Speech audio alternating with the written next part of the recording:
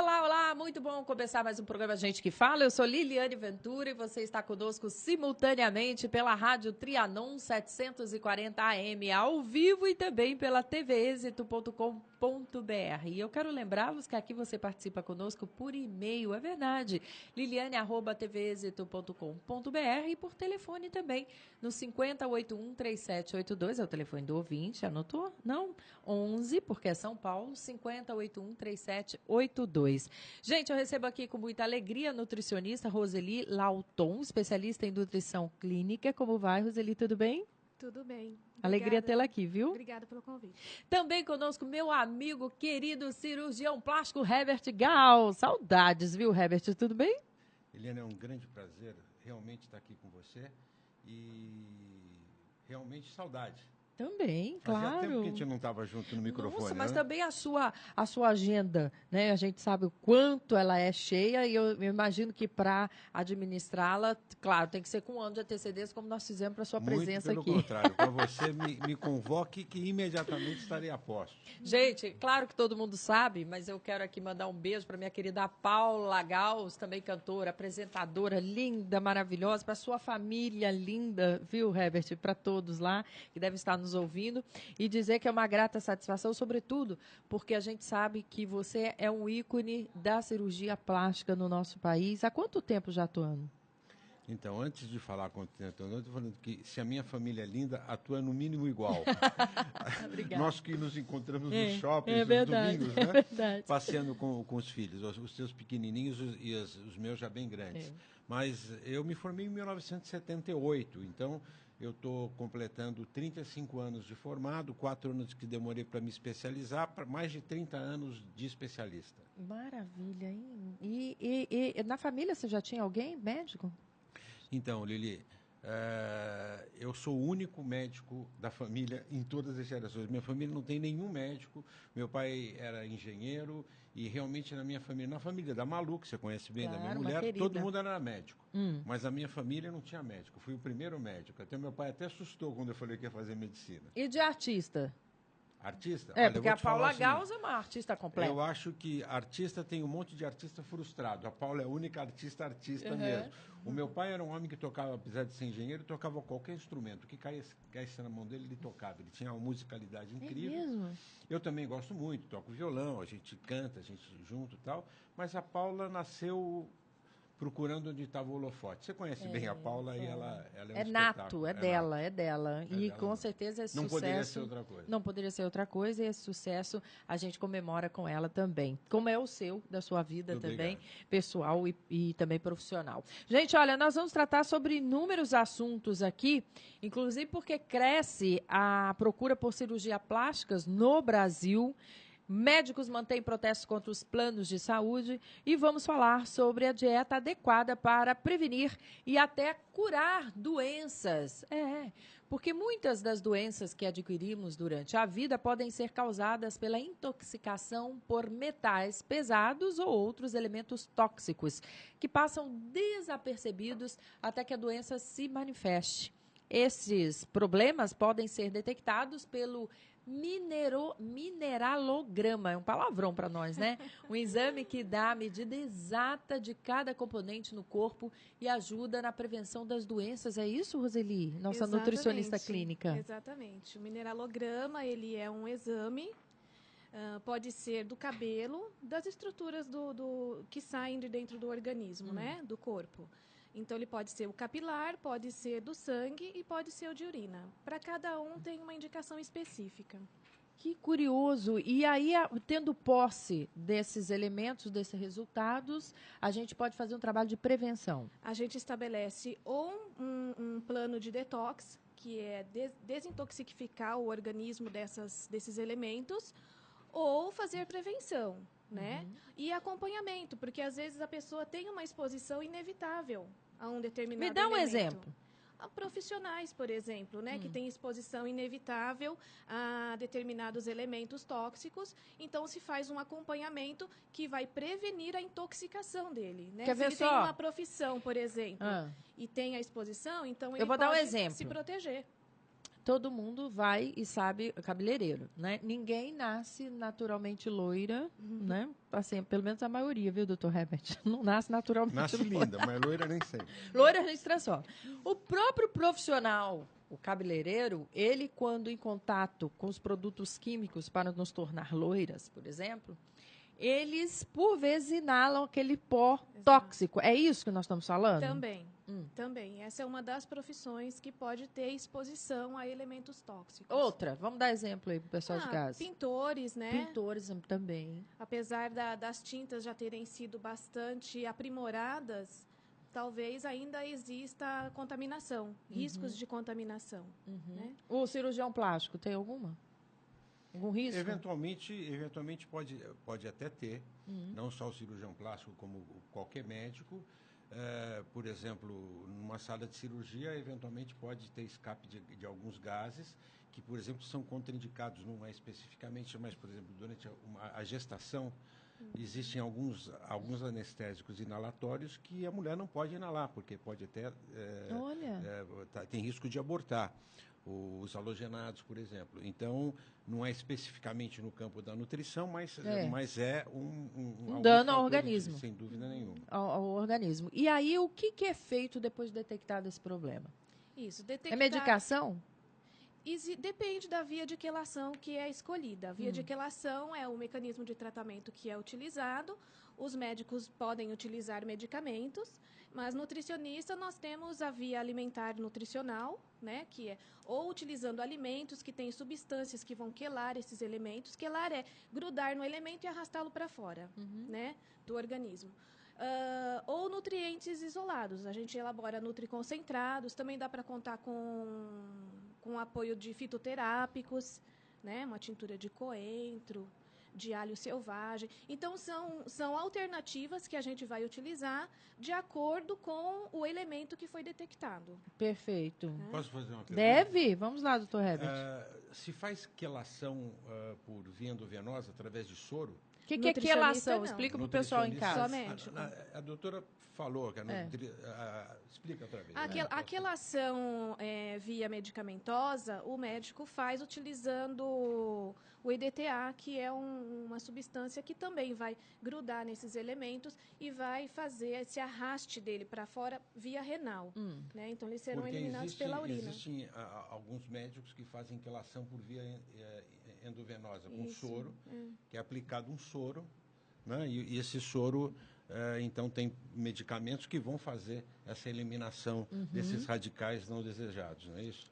Desses elementos. Agora, a quelação, ela precisa ser feita, essa quelação via medicamentosa, ela precisa ser feita pelo médico porque tem que acompanhar a bioquímica, né? Tem que fazer alguns exames, porque tem um desgaste para o rim.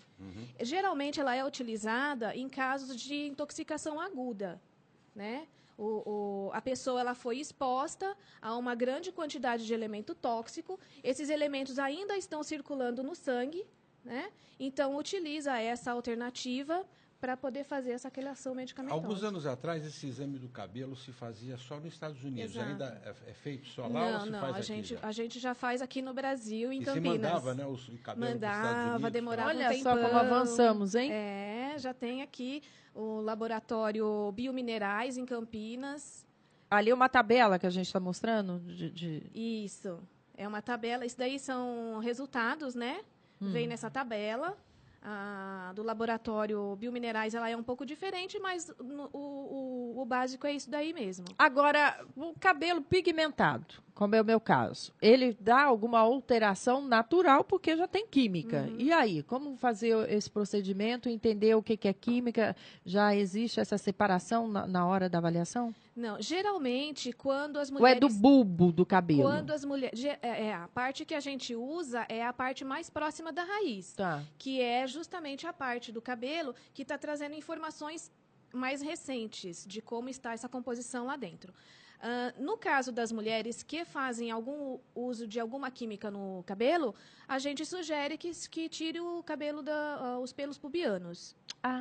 porque esse sim... Isso, esse daí é livre de contaminação externa. Isso, né? para quem pinta o cabelo. Para quem pinta o cabelo, para quem usa algum shampoo para queda de cabelo, com componente de zinco, por exemplo. O zinco é um elemento essencial, mas ele pode dar em excesso, e esse excesso pode ser externo, não necessariamente de dentro do organismo. Que tipo de sintoma ou de problema pode ter uma pessoa que tenha alteração nesse exame?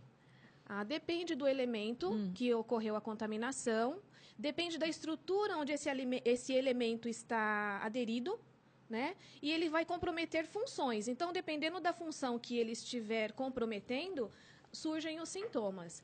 E aí são vários, né? Eles estão diretamente relacionados aos casos de hipertensão, principalmente o mercúrio, depressão. Depressão? Sim.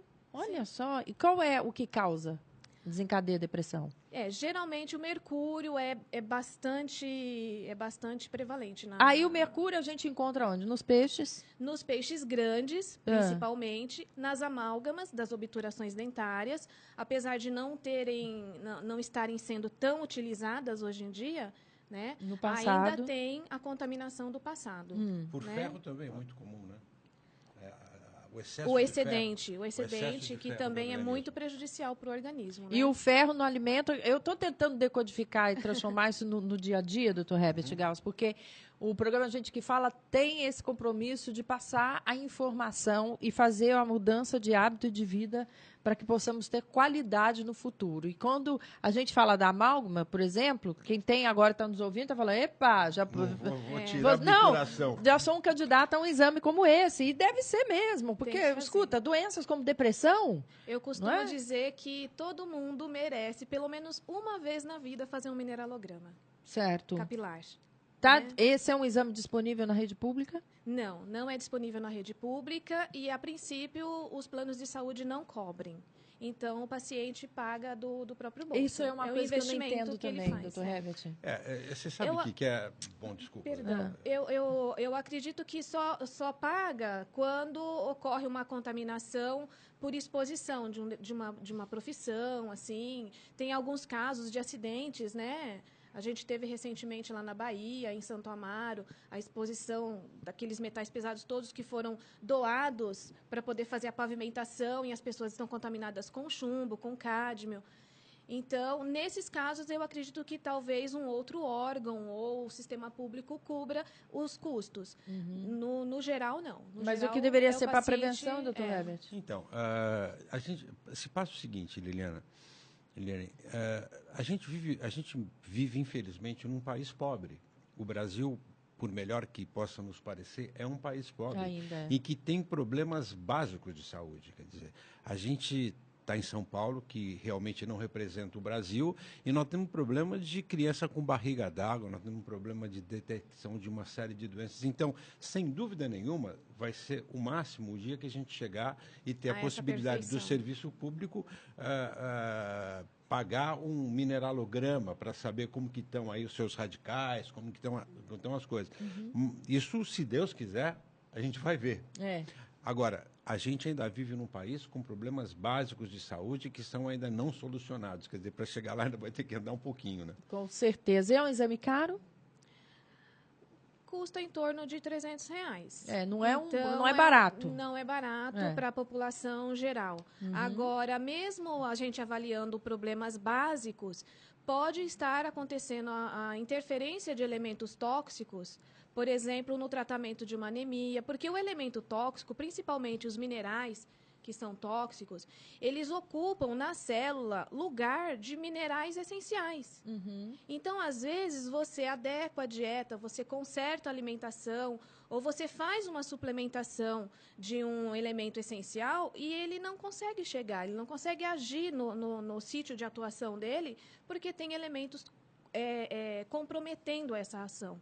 Né? Então, assim, é um exame importantíssimo. Né? Claro que, a princípio, o ideal é a gente se prevenir, né? Quanto antes começar essa prevenção, melhor, principalmente para mulheres que estão pensando em engravidar ou que estão gestantes. Então, procurar não ficar se expondo a fontes contaminantes, porque esses elementos, como o doutor falou, eles atravessam essa membrana placentária e eles podem comprometer seriamente, trazendo danos neurológicos. Tem uma fruta que eu amo, meu filho também ama, que é o tomate. Mas o tomate vive sendo aí a vedete dos elementos da químicos. Por até agrotóxico. Preço, né? Não, esse sem falar... Veneno no bolso. Veneno no bolso. Boa observação, doutor Herbert. Mas, por vezes, vem o relatório do Ministério da Agricultura dizendo que é um dos alimentos que está no topo da lista dos que recebem o veneno, o agrotóxico. E aí? O agrotóxico, ele tem um componente tóxico, que é o arsênico, que traz graves problemas à saúde, tanto para quem come o alimento, como para quem faz a pulverização, né? Altamente cancerígeno. É veneno, né? Em doses mais elevadas, ele é um veneno fortíssimo. Aí, o ideal é assim, seria, né? O ideal é evitar alimentos contaminados da agricultura convencional, e para o orgânico. E para o orgânico. Que eu também não entendo. Quem puder que eu também não ir para o orgânico. O orgânico, eu entendo lá no interior. Você vai lá na hortinha e traz para a mesa. Agora, perto da minha casa não tem horta. Eu nunca vi. Se tiver, me conta aí que eu vou lá com prazer, porque eu gosto de ver. E aí chega bonitinho lá para eu consumir, eu falo, Será mas que é orgânico mesmo? Esse orgânico aqui só tem... A dúvida é muito justa. É pertinente? Eu acho que é muito pertinente, porque efetivamente a gente tem que acreditar no que os mercados expõem. Mas, de repente... E tem uma outra coisa. De repente, o alimento orgânico era bem mais feinho. Hoje, você viu que ele está ficando mais bonitinho? Lindos! Porque como ele não usa agrotóxico, como ele não usa determinadas coisas, ele não desenvolve tanto, ele já não tem aquela coloração. Isso. Ele é mais feinho. O alimento orgânico, ele esteticamente é diferente do alimento não orgânico. Agora, hoje em dia, você já está começando a ter uns orgânicos que fizeram plástico. Mas eu pensei nisso, viu, doutor Herbert? Eu olho assim, eu falei, não é bem assim isso aqui. Ou é fato ou não? Ou é bobagem? Não, exatamente. Quando o solo começa a ser tratado para poder fazer uma agricultura orgânica, as primeiras plantações, como esse solo ainda está sendo preparado, ele ainda está sendo recuperado, geralmente era um solo que estava morto ou contaminado, vai ocorrendo a seleção dessas sementes. Então, as primeiras plantações, elas tendem realmente a ser esteticamente mais desprovida dessa beleza, né, de alimentos. Depois que isso vai sendo aprimorado, essas sementes elas vão sendo selecionadas, vai sendo aprimorado, e a tendência é esse solo ir ficando cada vez mais nutritivo, cada vez mais tratado, e o que traz essa beleza para o alimento orgânico é a qualidade do solo. Tá. Né? Agora, os alimentos orgânicos, eles recebem uma certificação, né, da AO, que é a Associação de Agricultores Orgânicos, e esses alimentos eles são todos certificados. A plantação é certificada, é acompanhada por engenheiros agrônomos.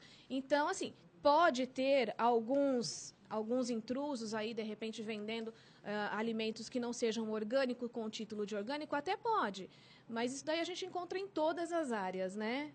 Aquelas infiltrações. Você pode Mas conversar... geralmente é certificado. Você pode conversar aqui com ela, a Sueli Lauton. Roseli Lauton, que é a nossa nutricionista clínica.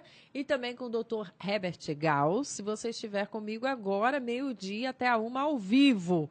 Através do telefone 11 50 81 3782. É o telefone do ouvinte. 50 81 3782.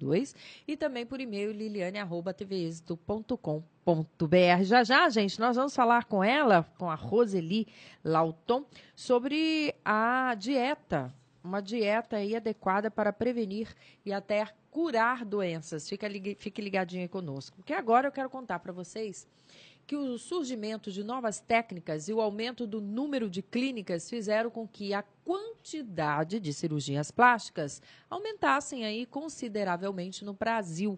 Isso aí tem acontecido nos últimos anos, viu? Por outro lado, isso fez com que surgisse um mercado paralelo, onde a cirurgia pode ser obtida com facilidade financeira e promoções, como se fosse um procedimento comercial e até simples. Dr. Herbert Gauss, eu já vi, inclusive, salões de cabeleireiros propondo a fazer procedimento estético minimamente invasivo. Eu falei, mas o que é minimamente invasivo, né? Isso realmente é uma coisa que tem acontecido com uma frequência bem maior do que a gente pode imaginar.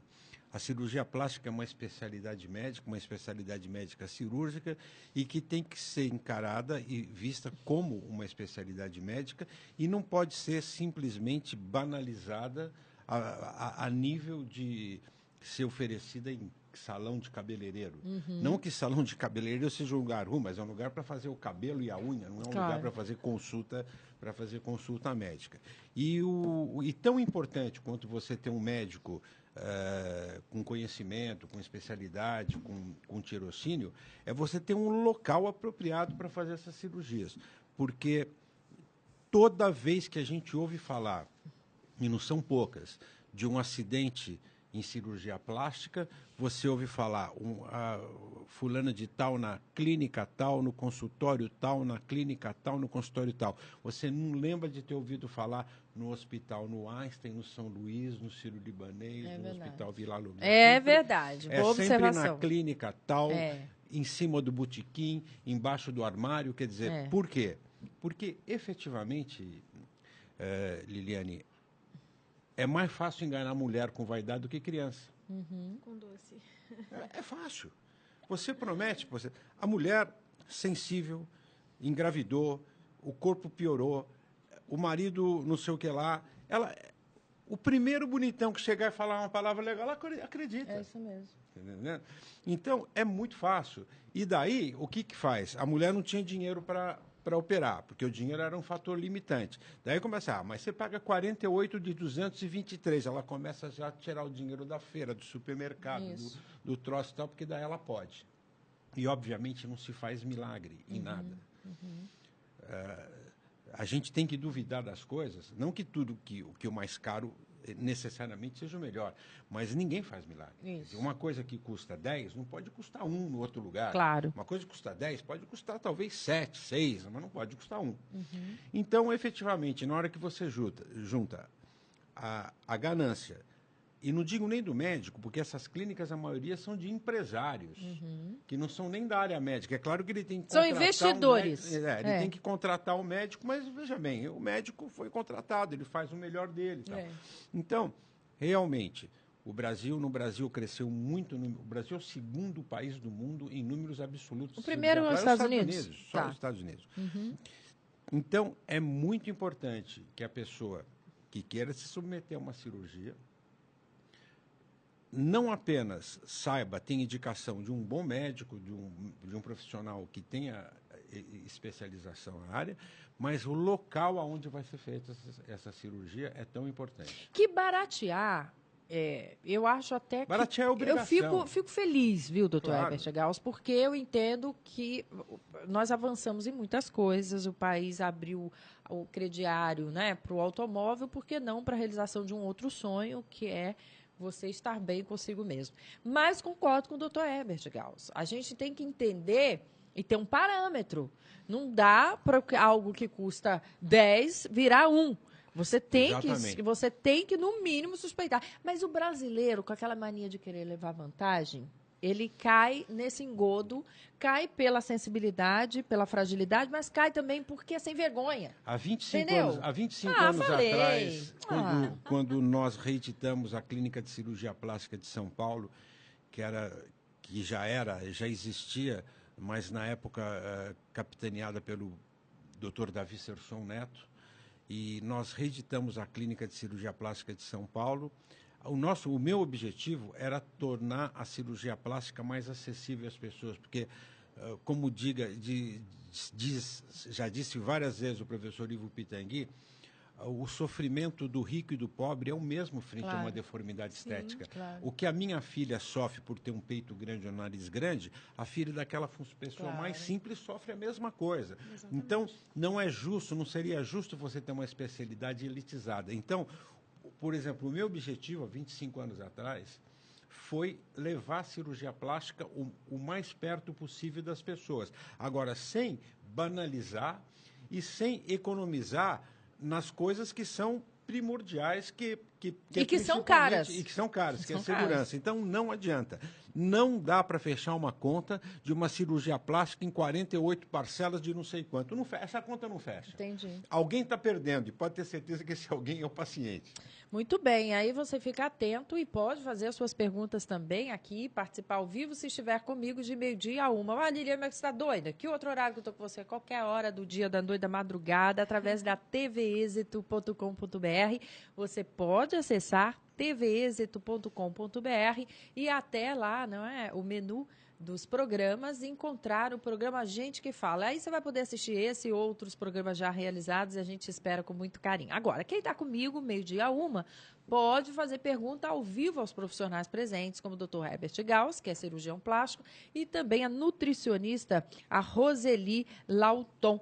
50-81-3782 é o telefone do ouvinte. Anotou? É São Paulo, hein? É 11, né? Operadora aí, 11 5081 3782. Gente, olha, uma alimentação saudável pode prevenir e até curar não apenas as doenças mais comuns, como gripes, resfriados, mas até doenças consideradas mais perigosas.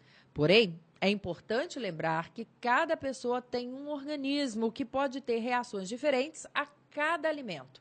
Por isso, para adotar uma dieta realmente saudável, é preciso antes saber como está o seu organismo. Porque tu não fala assim, eu dei o exemplo há pouco, o tomate que virou o vilão, né? Tomate, na vida de qualquer um, era algo saudável, né, doutor Herbert? Falava assim, vamos comer um tomatinho? Vamos. Deixou de ser. Potássio, né? Potássio, né? Deixou de ser.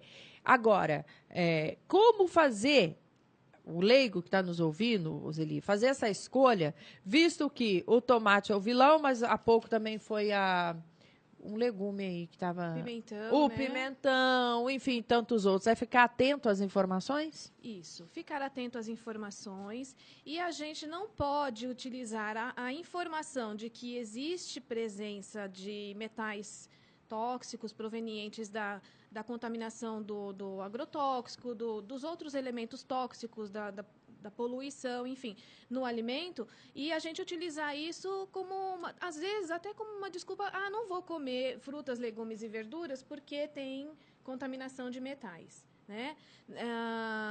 E quando esses venenos eles são aplicados na parte externa do alimento, a higienização desse alimento em casa consegue eliminar uma parte desses elementos tóxicos. Então o tomate não fica com tudo? Não fica com tudo. Aquela parte externa, porque geralmente a parte que fica no interior do alimento, que já faz parte da composição desse alimento, infelizmente, não dá para tirar, é o veneno ou o componente que é colocado na semente. Né? Então, é comum na agricultura convencional você comprar uma semente de tomate azul, né? Então, ela está toda impermeada de substâncias que contêm elementos tóxicos.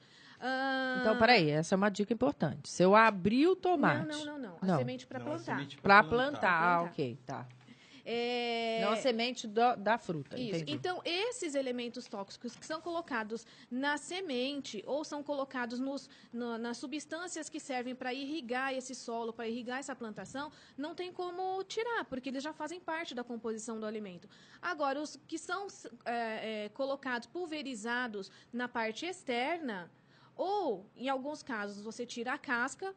Infelizmente, na casca tem a maior concentração de vitaminas, de minerais e de fibras, às vezes, ou então faz o processo de higienização desse alimento e essa película ela é retirada na lavagem do alimento, na hora de higienizar. Aquelas gotinhas lá que a gente usa, que compra, aquelas gotinhas prontas, aquilo lá ajuda em quantos %? Na sua avaliação? Não. Nesse caso, as gotinhas, se for o hipoclorito de sódio, ela é para fazer a descontaminação microbiológica. Ixi, então que são os germes, né? Os micro-organismos que estão ali naquele alimento. Que já é diferente, desculpa, que já só, é diferente. Por exemplo, você tem uma horta de alface. Daí essa horta é irrigada com uma água que esteja contaminada. por um micro-organismo, por um coliforme né? fecal, que é aquele micro-organismo que tem nas fezes. Então, essas gotinhas são para higienizar, não de produtos minerais, de minerais, mas de produtos orgânicos que estejam contaminando aquele alimento. Então, outra dica seria descascar o tomate. Eu não quero tirar o tomate da minha vida. Não, o tomate, ele tem também uma substância que é um excelente antioxidante, que é o licopeno. Né? Então, é o que eu falei. Existe o benefício e o prejuízo. A gente usa porque o benefício dele é maior. Né? A quantidade de licopeno que tem no tomate é altíssima, principalmente se você fizer esse tomate refogadinho, se fizer na forma de um molho, combinar com azeite, combinar com óleo para poder melhorar a absorção desse nutriente. E ele, inclusive, vai ajudar a neutralizar boa parte dos estragos causados pelos elementos tóxicos. Né? Porque o licopeno, ele neutraliza algumas espécies reativas de oxigênio singlet. Então, ele é importante. Então, assim, às vezes, é o mesmo caso dos médicos, né? Os medicamentos têm vários efeitos colaterais, mas o benefício de tratar essa doença supera os efeitos indesejáveis, então o médico prescreve. No caso da alimentação também, como não é todo mundo que tem acesso a alimento orgânico, então a gente vai fazer esse mesmo... Porque tem que ter um jogo de cintura. Porque, independente disso, a população precisa aumentar o consumo de frutas, legumes e verduras. E dos cereais integrais. Isso é fundamental. E diminuir da farinha branca. Isso é fundamental. Eu virei inimiga da farinha branca. É por uma questão essencial. O doutor Heber que contou comigo falou, você tá mais magrinha, Liliane. Aí tá mesmo. Gostou, né, doutor Heber? Tô ficando uma coroinha. Doutor Heber, tô ficando uma coroinha enxuta. Muito. Fala sério. Doutor Heber me conhece, desde muito tempo. E aí, você sabe que é por conta disso. Porque muito da minha alimentação eliminei a farinha branca. Eu acho que tem uma regra básica, e a doutora tenho certeza que vai concordar comigo. A gente tem que comer um pouco de tudo, a gente não pode comer só uma coisa. Quer dizer, então, tem gente que fica neura, não come... Não.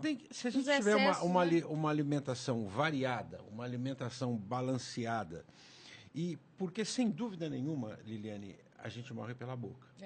Sem dúvida nenhuma, a gente morre pela boca. Eu digo isso para você, porque você me conhece há muito tempo, e eu emagreci 30 quilos, porque eu precisei emagrecer 30 quilos, eu precisava emagrecer, porque eu estava com meu organismo muito desbalanceado, e realmente eu como hoje 1/3 do que eu comia, e eu falo barbaridade. Eu vivo com 1/3 do que eu vivia. Quer dizer, é uma coisa que mostra que realmente aqueles 2/3 estavam deteriorando o meu organismo. E procurar balancear e ser mais seletivo. Eu negocio comigo. Eu negocio. Hoje eu quero um sorvetinho, não fico sem, não. Quero um sorvetinho. Mas por que eu vou ter que comer uma macarronada e depois tomar um sorvete? Não. Né? Come um belo prato de salada, depois toma um sorvete. Quer dizer, você vai negociando. Você vai negociando consigo mesmo. Não dá para você achar que o seu organismo é um depósito, né? Que aguenta tudo. Que aguenta tudo, porque não aguenta. E até porque depois que a gente faz 40, né, doutor Heber, a gente começa o joelho a dizer que ele existe, porque a gente nem nota que ele... Daqui a alguns anos você vai sentir isso, quando você fizer 40. Aí ele faz, doutor Heber é muito elegante. E aí você fala, eu existo, eu tô aqui, viu? Você não deu bola para mim, mas eu existo. E por aí vai. É uma questão de escolha. Agora, o que não pode faltar na alimentação? Porque muitos falam assim, carne vermelha você deve eliminar. Outros falam, não, a carne vermelha tem que ter. E aí, como é que faz? Vou de novo falar a mesma coisa de sempre. Frutas, legumes, verduras, cereais integrais como base da alimentação. As guloseimas, elas podem fazer parte de momentos, não são para compor a sua alimentação do dia a dia. Porque a sua alimentação do dia a dia, é a única forma, o corpo ele precisa de nutrientes. As células precisam funcionar e a matéria-prima que faz as células funcionarem são os nutrientes. Não tem outro jeito, né? Então, os veículos para que esses nutrientes cheguem até as células são os alimentos. Então, não adianta você comer um alimento que não tem os nutrientes. Né? Você vai comer essas guloseimas todas em excesso, substituindo, às vezes, uma alimentação saudável, não vai chegar dentro do organismo as matérias-primas que ele precisa para Tem outra dúvida também. A minha avó, uma querida, que mulher sabe, ela dizia assim, vai chegar a época, minha filha, eu era bem pequenininha, que vocês vão comer ração igual a bicho. E chegou. Mas né? É mais ou menos isso. Nós estamos igual a bicho. Então, essas barrinhas de cereais, esses outros que a gente acondiciona de uma forma fácil dentro da bolsa, porque todo mundo está corrido, enfim, que vem lá, é a bananinha, não sei o que lá, mas eu falei, mas não é aquela banana do pé também. Quais são as suas considerações para que esses alimentos possam ser considerados, inclusive, bons, excelentes, maravilhosos, mas se por eles também passam produtos químicos e produtos que tem que mantê-los conservados, tem que mantê-los na gôndola. Isso também é uma coisa que me chama a atenção. Com relação a esses alimentos, porque assim, mesmo no grupo das guloseimas, a gente pode dividir em dois, né? As guloseimas que são super prejudiciais, né? E as guloseimas que são menos prejudiciais. Então, elas também ficariam para um momento eventual, para uma situação de emergência. Você carrega uma bananinha na bolsa, ela não vai poder substituir o seu almoço, o seu jantar. Se você fizer isso, o organismo vai sentir, porque ela não é um alimento completo sozinho. Né? E ela está caracterizada num grupo de guloseimas. Agora, fazendo no dia a dia uma alimentação mais saudável, se alimentando de 3 em 3 horas. Então, precisa tomar o café da manhã, é uma refeição extremamente importante para repor o que você gastou durante a noite, porque durante a noite a gente gasta muita energia. Eu estou gastando muito pouco ultimamente, viu? Acho que eu vou dormir em pé para gastar mais. Fazendo regeneração, fazendo restauração. Quando uma pessoa está com um processo tá se recuperando de alguma doença, é durante o sono que ela se recupera, é durante o sono que a gente rejuvenesce, é durante o sono que tudo de bom acontece. Então, a gente gastou muita matéria-prima durante o sono. De manhã, precisa repor isso, precisa repor glicose, não pode faltar glicose no sistema nervoso, ocorre morte neuronal. Então, faz um café da manhã, faz um lanchinho da manhã, que é uma coisa super fácil de carregar na bolsa e que todo mundo deveria comer pelo menos uma por dia, maçã.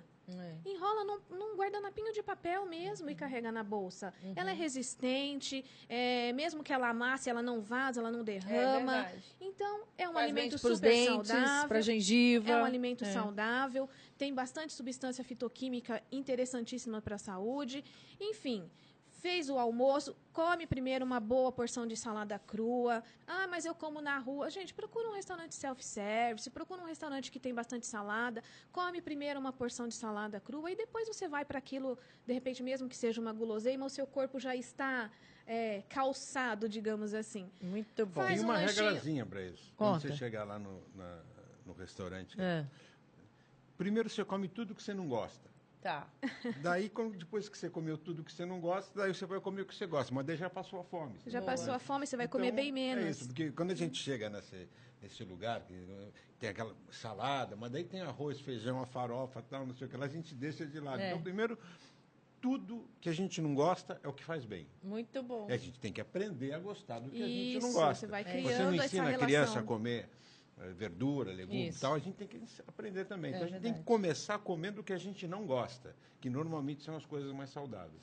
Gente, olha aí, ó, com o outro índice que chama a atenção no campo das cirurgias plásticas é o aumento, veja você aí, da procura, viu? Por parte de homens e adolescentes, é isso mesmo. De modo geral, os adolescentes procuram corrigir algumas imperfeições do rosto ou colocar silicone nos seios, enquanto os homens buscam, na maioria dos casos, uma aparência mais jovem, porque nós vamos viver mais também, né, doutor Herbert? Não tenha dúvida, Liliane. Há 30 e poucos anos atrás, quando eu me formei em medicina, a expectativa de vida de uma pessoa era 67 anos. Hoje a expectativa está chegando aos 80 anos.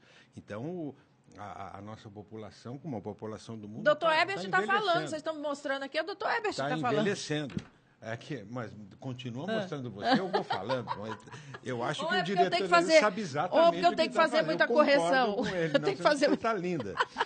Vamos lá. E realmente, então, a gente está envelhecendo. Agora, existe isso que você colocou, esse textozinho é muito interessante, porque, primeiro, o homem procura mais cirurgia plástica, primeiro porque ele já não é tão estigmatizado como era anos atrás, que o homem que fazia cirurgia plástica não era homem. Então, hoje ele assume mais, ele quer fazer, quer melhorar, até porque a mulher cobra dele, da mesma forma que o homem quer a mulher bonitona. A mulher hoje sai, tem trabalho, passeia, conhece outros homens e compara os seus companheiros com os outros homens. Então, é bom nós homens ficarmos espertos, que as mulheres estão espertas.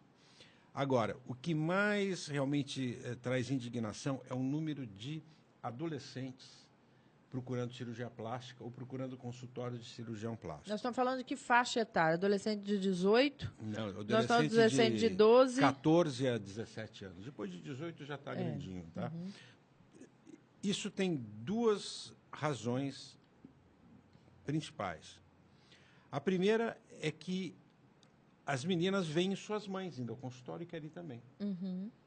Então, ela vem a mãe fazendo botox, vem a mãe botando peito, tirando isso, tal, não sei o que lá, e acaba fazendo, querendo fazer também. Por outro lado, hoje em dia, existe uma liberação geral. É muito mais fácil para os pais dizerem sim do que dizer não. Então, você vê menina, minha mãe vai fazer botox, eu quero fazer também. Vai dormir. Quer dizer, uma menina de 16 anos querendo fazer... eu estou gordinho, eu quero fazer lipo, como se lipo fosse processo de emagrecimento.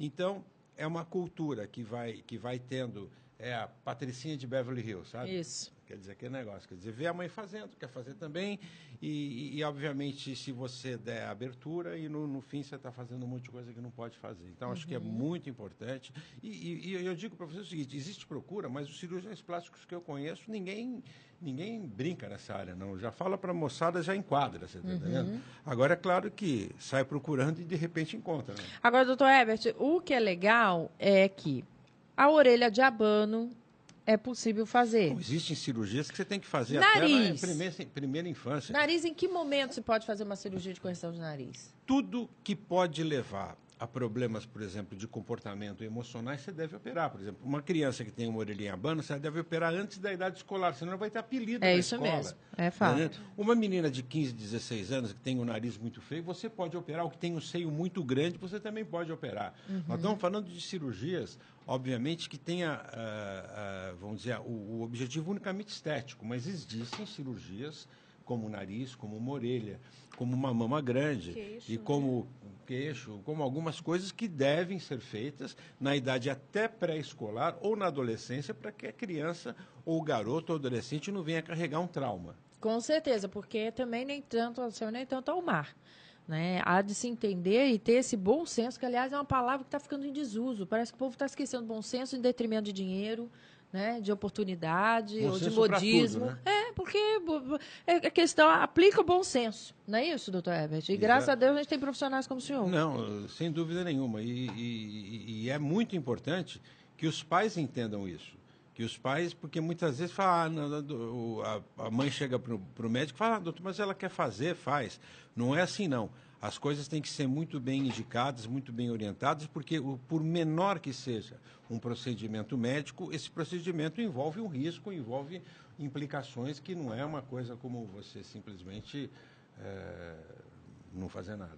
50813782 é o telefone do ouvinte, 50813782. Você pode ligar, você pode participar. Lembrando que nós estamos aqui, não é, de segunda a sexta-feira, sempre ao meio-dia, ao vivo, simultaneamente, pela Rádio Trianon 740 AM e também pela tvexito.com.br, a qualquer hora do dia, da noite, da madrugada.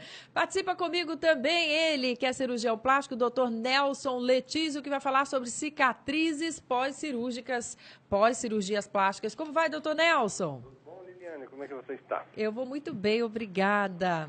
Graças a Deus, tudo em ordem. Doutor Nelson, quais os cuidados aí que o paciente deve ter com relação às cicatrizes após a cirurgia plástica? Veja, Liliane, atualmente a gente está com umas drogas interessantes. A parte bioquímica da coisa está mudando bastante. Não sei se você já ouviu falar de uma medicação que chama Oliolá. é um extrato de hidroxitirosol, a 3%. Ele é um polifenol extremamente antioxidante. Ele é mais antioxidante que a vitamina E, que a vitamina C, uma série de coisas. E o que você consegue? Você consegue aumentar a vida cronológica do fibroblasto e você duplica a população de células após a inoculação dos fibroblastos no meio contendo hidroxitirosol. Conclusão, ele faz com que a proliferação de células do derma seja muito mais rápida, seja mais eficaz. Então, a gente está tendo algumas medicações muito importantes. Tá. O ômega 3, por exemplo, que é o óleo de peixe, ele modula o processo anti-inflamatório. E você tem uma outra medicação que se chama Pycnogenol, que é um filtro solar vioral. Olha. Então, é muito interessante, Liliane. Agora, quais os cuidados que as pessoas devem ter com o problema da cicatriz hipertrófica ou queloidiana? Isso. Quem tem tendência à cicatriz hipertrófica tem que tomar um cuidado extremo. Porque a cirurgia que ele fizer, provavelmente ele vai ser levado a uma cicatriz hipertrófica ou uma cicatriz queloidiana. Então, é isso que nós temos tentado estudar. Tem um colega nosso de Goiânia, o Dr. Nelson Piccolo, ele trabalha muito com queimado. E ele está fazendo um trabalho, nós estamos fazendo uma extensão do trabalho dele aqui na nossa clínica, que é a injeção de gordura embaixo da cicatriz queloidiana. Nossa! Entende? Que é uma coisa muito interessante, porque a gordura tem célula-tronco mesenquimal. Ela vai modular essa hiperprodução de colágeno pelo fibroblasto. Porque o que é a cicatrização? O fibroblasto ele fica maluco, então ele começa a produzir muito colágeno. Certo. E manja aquele joguinho de palito que a gente jogava para tirar o palitinho preto? Quando a gente faz aquele feixe na mão, antes de soltar, aquilo é a cicatriz normal. As fibras colágenas, elas vão se alinhando e vai fazendo a fibra colágena, vai fazendo a cicatrização. De repente você solta, ele fica aquele emaranhado, não fica? Fica. Aquilo é o queloide. Tá. Então o fibroblasto fica maluco e as fibras colágenas, elas vão se depositando todas irregulares e exacerbadas e aquilo é um crescer, porque é uma produção e reabsorção do colágeno. Até que a maturação da cicatriz, que se dá em torno de 6 a 8 meses, se estabiliza. Certo. Então é comum nós fazermos cicatrizes que ficam bonitas, que você faz com pontos intradérmicos, cola por fora, uma série de coisas, fica aquele risquinho. 2 meses depois a cicatriz começa a levantar. Você fala, não acredito, ela vai fazer hipertrófica. Agora o processo de cicatrização varia de uma pessoa para outra? Totalmente, Liliana. É muito genético dependente. Isso é uma tendência pessoal do paciente, entende? E faz mesmo, Liliane, é complicado. Então, a gente tem uma série de coisas, beta-terapia, malha aquelas placas de silicone que a gente coloca por cima. E uma coisa muito interessante que nós estamos usando agora também é o óleo de framboesa, que ele é rico em ômega 3 e ômega 6. É uma coisinha que você passa junto com nanosferas de ácido hialurônico, que aumenta a hidratação. Aumentando a hidratação, você faz que a matriz extracelular a matriz frouxa extracelular melhora a permeabilidade dos eletrólitos. Então, saem os catabólitos e entram os nutrientes com melhor facilidade. Então, nossa, minha cabeça está muito voltada para a bioquímica. E, olha, é um mundo, Liliane, que você não acredita que a gente tem que aprender. Que bom, doutor Nelson Letísio, que participa conosco sempre às quartas-feiras. Muito obrigada pelo carinho, pela atenção mais uma vez. Um grande beijo. Um beijo para você. Espero ter colaborado com alguma coisinha. Com certeza. Você está sempre de ponta e manda um abração para o colega que está aí do lado, o Herbert, que a gente se conhece há pelo menos uns 20 anos, né, Herbert? Ixi. Nelson, é um prazer te ouvir. Você que além de ser um grande médico, um dos especialistas mais conceituados de São Paulo, é um gentleman. Um grande abraço, foi um prazer te ouvir. Um beijão, Herbert, saúde e paz para todos nós, né, Liliane? Um beijo, querido. Muito obrigada pelo carinho e pela atenção mais uma vez, porque também é um risco que o cirurgião corre. Porque, de repente, se a cicatrização não corresponde, você pode fazer o melhor trabalho, não é? De esculpir nessa pessoa que o resultado compromete. Esse é o grande, é o calcanhar de Aquiles da cirurgia plástica. Porque, efetivamente, como o doutor Nelson bem colocou, é uma coisa do organismo de cada um. Não adianta você fazer a coisa mais caprichada possível, imaginária, com pinças especiais, com fios especiais, entendeu? Se o organismo não colabora. Às vezes a gente vê uma pessoa que sofreu um acidente numa estrada e foi atendido num pronto-socorro qualquer de uma cidade com cicatrização perfeita. E outros que foram atendidos nas melhores clínicas já com cicatrizes não tão perfeitas. Como é que a gente descobre que a gente tem queloide? Quando a gente corta? Veja bem, primeiro que o queloide não necessariamente dá em qualquer parte do... Você pode ter numa determinada parte do corpo o queloide e em outra parte não ter o queloide.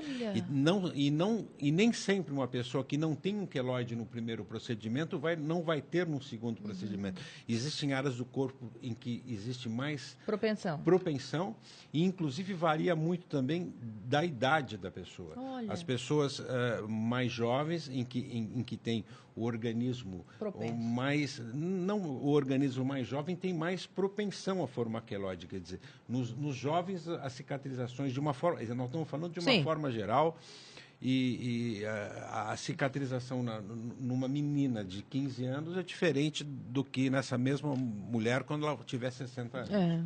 Olha só, hein? E não tem como evitar, né, doutor Nelson? O doutor Letísio colocou bem essas coisas novas que estão acontecendo. Evitar não tem. A gente tem como, hoje em dia, na hora que você se depara com o queloide ou com a cicatriz hipertrófica, existem essa gama de possibilidades que muito bem o doutor Nelson Letísio colocou. Vamos para a hora e vez do ouvinte? Vamos aí, Marcelo, me ajuda, que eu quero já dar a hora e vez a vocês, porque já estamos caminhando para quase o término do nosso programa. O doutor Herbert falou muito bem que é a questão do homem, né, hoje se cuidando, graças a Deus, assumidamente, porque é o ser humano, não é o sexo.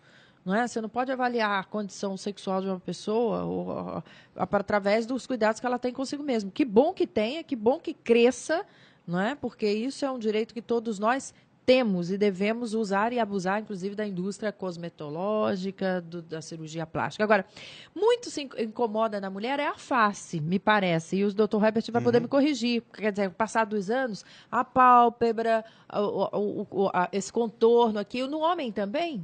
Sem dúvida nenhuma, no homem também.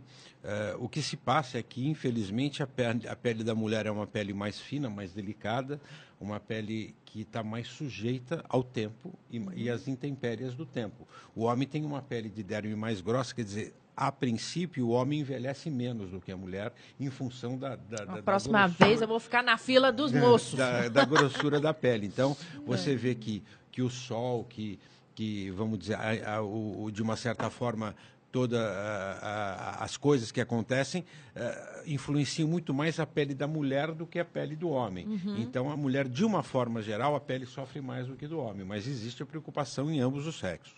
Como sempre, né? Como sempre. E tem uma coisa que você falou e que me veio à cabeça, Liliane. Por definição, saúde, por definição da Organização Mundial de Saúde, saúde é bem-estar físico e psíquico. Não adianta você estar com o teu rim funcionando bem, com o teu fígado funcionando bem, com o teu coração, se a tua cabeça não está boa. E, de repente, os problemas estéticos, as alterações estéticas, fazem com que a pessoa efetivamente não ache que o externo não está igual ao interno. E a cirurgia plástica, hoje, que eu particularmente não diferencio mais entre estética e reparadora, porque não existe. Melhorar é melhorar, tá certo? De repente, a cirurgia plástica é a possibilidade que a pessoa tem de equilibrar o exterior com o interior. Muito bem. Agora, doutor, se eu faço uma cirurgia a cada década, eu agrido menos ou qual deve ser aquela cirurgia que eu também me causa espanto? As pessoas que adiam, aí depois aparece com 40 anos a menos. Eu fico imaginando, será que não seria possível ir fazendo isso paulatinamente? Qual é a sua leitura? Eu acho que em termos por exemplo, de rejuvenescimento facial, é muito mais indicado você fazer uma cirurgia pequena do que esperar para fazer uma grande cirurgia. Certo. Então, na hora que você tem uma pálpebra caída, você opera a pálpebra. Na hora que você está com o pescoço já fazendo aquele papinho, aquelas rugas e desejadas, você faz o pescoço. Então, você consegue fazer pequenas cirurgias que agridem menos o organismo, cirurgias que podem ser feitas com anestesias mais superficiais e que, obviamente, vão implicar em risco menor você vai fazendo, do que esperar. É que nem se você mantiver o corte do teu cabelo sempre daquele, ninguém vai achar que você cortou o cabelo. Né? Você sempre vai tirando as pontinhas, vai fazendo. Então, acho que na estética também. De repente, você vê a pessoa, ela chega com aquela cara de espantalho, né? Quer dizer, não, tem gente que você não reconhece. Você fala assim, quem é, né? Muito bem, olha, o Jaime Jardim Bonfilioli, para Roseli Lauton, a nossa nutricionista, já haveria uma efetiva comprovação científica de que os alimentos transgênicos não são nocivos à saúde? Não temos. Não temos, até porque é uma prática recente e para se comprovar esses riscos, nós precisaríamos consumir esse alimento por um longo período. Entendi. O Orlando, lá de Cotia, Dr. Herbert Gauss, em uma intervenção plástica mais radical, será necessário o acompanhamento de um psiquiatra ou um psicólogo? Depende, sobre Michael Jackson, lembra? Não, efetivamente não. O cirurgião plástico tem que, durante a consulta, durante as conversas que ele tem com o paciente antes do procedimento cirúrgico, ele tem que procurar entender exatamente o que a pessoa quer, o que a pessoa busca e eventualmente até contraindicar determinada cirurgia, se for o caso. Quer dizer, então, a cirurgia plástica não resolve o problema da vida da pessoa, não resolve os problemas externos, os problemas causados por outros. Então, eu acho que se eu me defrontar com um paciente que, para operar, eu tenho que chamar um psiquiatra ou um psicólogo, eu vou esperar um pouquinho para fazer essa cirurgia. A Cidinha, lá da Lapa, Roseli Lauton, existem alimentos que podem ajudar o funcionamento aí do fígado, e quais seriam eles?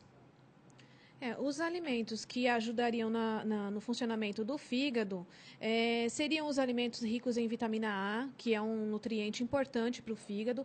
Agora, ajudariam no funcionamento relacionado a que situação? Né? Qual é a condição, se existe uma doença, qual é essa doença e funcionaria melhor em que condição? Né?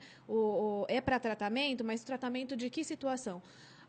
De modo geral, os alimentos ricos em gorduras boas e principalmente os que sejam pobres em gorduras saturadas, né? Principalmente a gordura trans, que ela se armazena no fígado, podendo levar aí uma esteatose, futuramente uma cirrose e até a morte por cirrose não alcoólica, né? Em algumas pessoas que deixam essa situação se agravar. Que coisa, hein? O Jaime ainda do Jardim Bonfilioli, doutor Herbert, são grandes os riscos de choque anafilático em procedimentos de lipoaspiração? Primeiro, vamos tentar explicar rapidinho o que é um choque anafilático. Seria uma reação não desejada, uma reação adversa a alguma substância que é injetada ou ingerida. Por exemplo, você pode ter um choque anafilático pela picada de um inseto, de uma abelha, por exemplo, pode provocar um choque anafilático ou pela injeção de um medicamento. Então, isso volta exatamente no ponto anterior. Se você estiver num hospital que tenha recursos, com equipe preparada, porque também não adianta ter recurso, eu não piloto um Boeing, não adianta eu estar na cabine de um Boeing. Então, se você estiver num hospital com pessoas preparadas, frente a um choque anafilático, uma anafilaxia, o anestesista ou a equipe médica vai saber exatamente o que proceder para reverter. Quer dizer, um choque anafilático é totalmente reversível quando se tem conhecimento, tem um equipamento, material e medicamentos para isso, tá certo? Então, não é comum, mas pode acontecer. E em acontecendo, estando num local apropriado, isso é revertido sem nenhum problema. Muito bem. Olha aqui, você pode, inclusive, assistir a esse e outros programas já realizados através da tvexito.com.br. Agradecer muitíssimo a participação do Dr. Herbert Gauss, por seu carinho, sua atenção mais uma vez aqui conosco, viu, Dr. Herbert? Eu não tenho palavras para dizer da minha satisfação e do meu prazer. Muito obrigado. Também a nutricionista que esteve conosco, que nos ensinou bastante, a Roseli Lauton. Muito obrigada pela participação. Obrigada a todos, obrigada aos ouvintes. Só complementando rapidamente uma pergunta. A primeira pergunta, talvez tenha ocorrido uma confusão. Os alimentos transgênicos, eles são diferentes dos alimentos que contêm agrotóxico. Tá. Como o assunto era agrotóxico, em relação aos agrotóxicos, já existem, sim, claro, comprovações científicas dos prejuízos que a presença de agrotóxicos podem causar para o organismo. E em relação aos transgênicos, existem fortes evidências de que que os riscos também são aumentados, tanto para a saúde quanto para o impacto ecológico. Muito bem, mas transgênico também eu fico com o pé atrás, eles se apresentam tão bonitinhos demais, eu fico olhando, o cara para ser pequenininho tá grande, é muito moderno ainda para minha cabeça, mas vamos que vamos, né? Agradecer também seu carinho, a sua audiência, lembrando que Gente que Fala tem a direção geral do jornalista Fausto Camunha, diretora de produção Zenilda Salvato, redação Raiala Brandão e Pedro Schiavon, Soneildo Neres, na técnica Fernanda Cataldi, Renato Borges, Letícia Lovo, Douglas Dantas e Benê Benê. Um beijo a todos e até o próximo programa.